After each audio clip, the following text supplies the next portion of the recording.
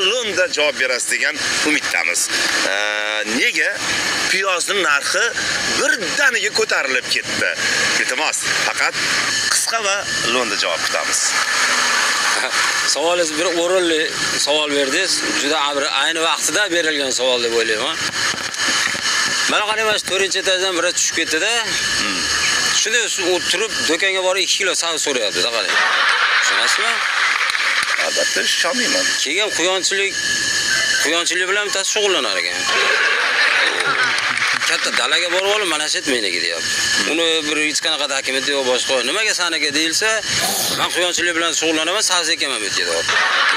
Na meni qarorim bor unda, na bir kadastrdan anaqasi bor.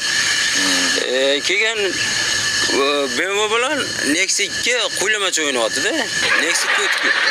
Unisi ham mayli. Mana ko'chalarga shaqal to'ytirdik. Demak, asfalt ham bo'ladi. Yaqinda asfalt ham bo'ladi.